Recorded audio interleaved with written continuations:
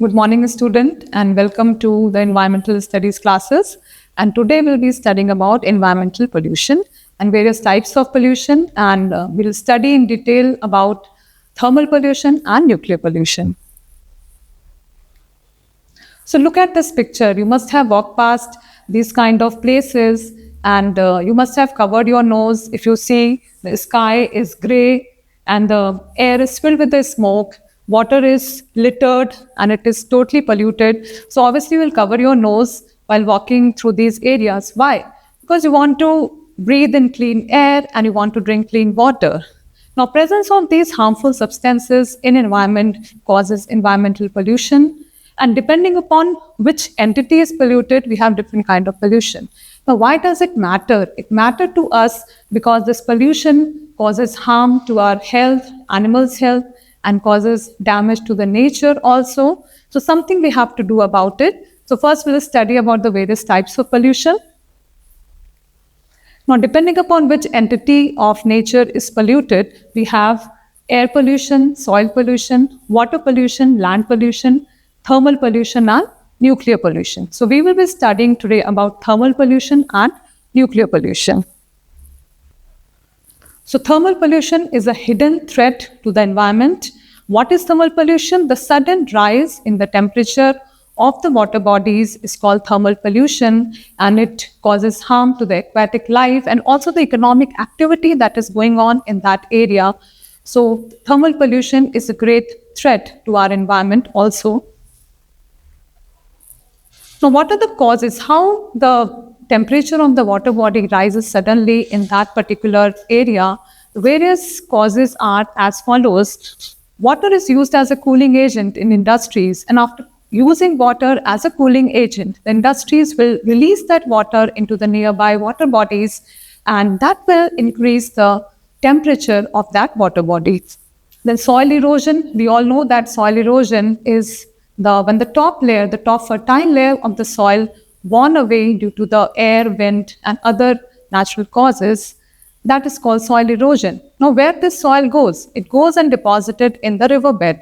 That increases the riverbed and exposes the water bodies and rivers to the direct sunlight, and that causes a rise in temperature.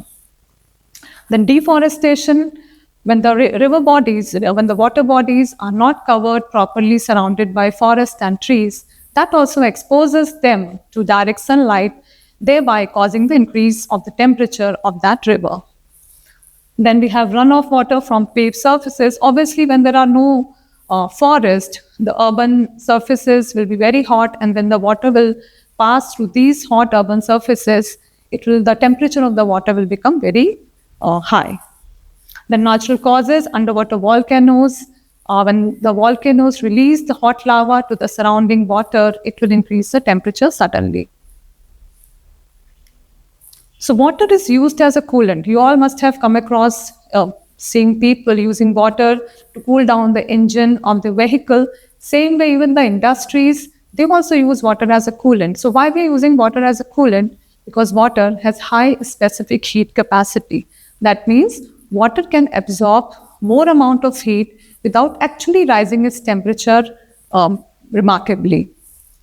So we all know that water is a very good coolant. Similarly, industries also use water as a coolant, but what do they do with that water? What happens to that water that they are using as coolant? They will release that water into the nearby water bodies, and that sudden change in the temperature will cause harm to the aquatic life. Soil erosion. So as we have discussed, soil erosion also will increase the waterbed, exposing the river bodies to the direct sunlight, and the temperature of the water will increase. Deforestation, the reckless cutting of the trees, again exposing the water bodies to the direct heat of the sun, and thereby increasing the temperature of the river bodies. Underwater volcanoes, when the hot molten lava is released into the river, obviously the temperature will rise, and it will be like a sudden shock to the aquatic animals and plants. So what is the impact of this thermal pollution?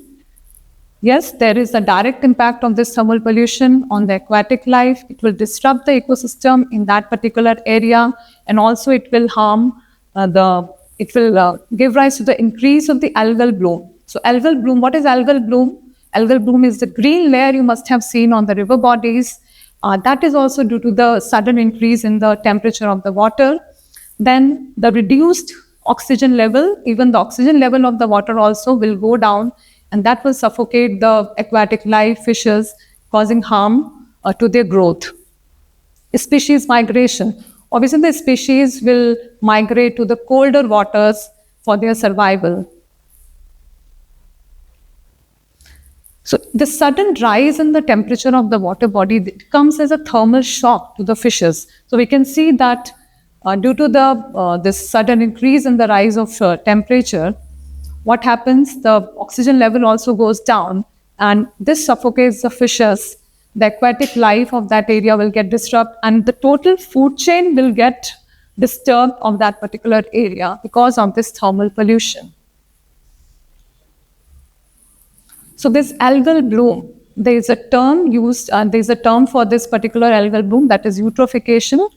So when the water is warm, the nutrients will be dissolving in that water more. And this extra nutrients in the water will lead to the rise of this algal growth in the water body, and it will look like as if a green cover is there on the water body. So obviously what will happen, the dissolved oxygen level will go down, and obviously it will impact the aquatic life in that river body.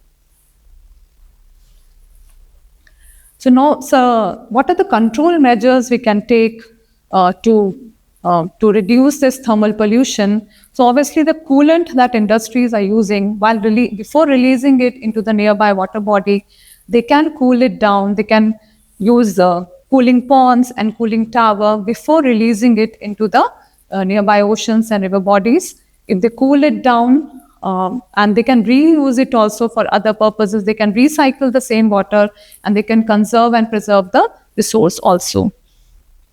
So that is how the cooling tower looks like. The water can be passed through these cooling towers. Inside the towers, there are heat exchangers.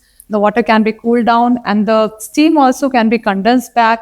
That also can be reused, and we can save a lot of water by this method, and also we can reduce the thermal pollution.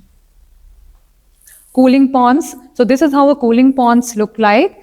Before releasing the water, the factories and industries, they can cool down the water in this. They can again reuse the water, or they can release it very safely into the nearby water body without rising the temperature of that river.